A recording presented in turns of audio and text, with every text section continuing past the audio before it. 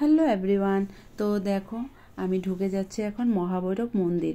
তো মহাভৈরব মন্দির ঢুকতেই এই লেখাটা পড়ে। আর মহাভৈরব মন্দিরটা কোথায় জানো? মহাভৈরব মন্দিরটা হলো তেজপুর, আসামে আর কি। তেজপুরটা আসামে পড়ে। তো দেখো আমরা ঢুকে যাচ্ছি ভিতরে। সাথে ছিল মা, ছেলে, মেয়ে, তারপরে বোনের মেয়ে আর আমার কাকুর মেয়ে। তো ভিতরটা দেখো খুবই সুন্দর, কি বলবো বোঝাতে পারবো না। যারা দেখেছো তারা তো নিশ্চয়ই জানো মন্দিরটা কত সুন্দর। এই তো পেলাম এখন মন্দির। তো মন্দিরে অনেক মানুষ ছিল, একটা বিয়ে ছিল করে সবাই এখানে ঠাকুরকে দর্শন করতে আসছিল। আর এটা হলো শিব মন্দির। তো শিব মন্দির খুব জাগ্রত মন্দির।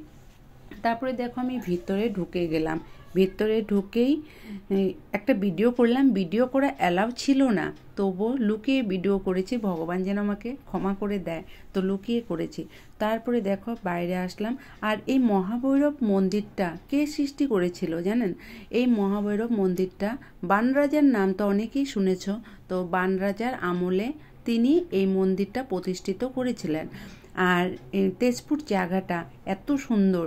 তো তেজপুরকে কিন্তু আসামের কুইন বলা হয়।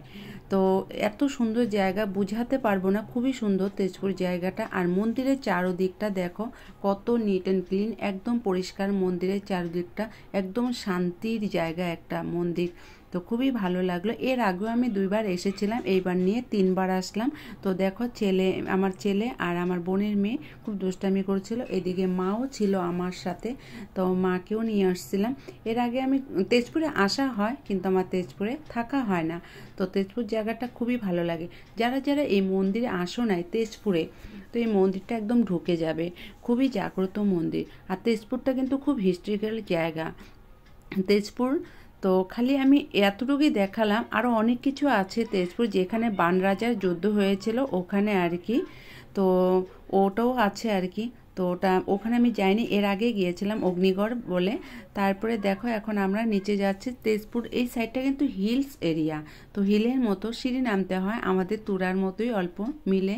তো খুবই ভালো লাগলো এসে। এদিকে নামছে আমার মেয়ে আর আমার কাকুর মেয়ে। এদিকে দেখো আমার বোন ভিতরে ঢুকে নাই, তো বোন বাইরেই ছিল। বোনের হাজবেন্ডও আসছিল। তো কেমন লাগলো বলবে।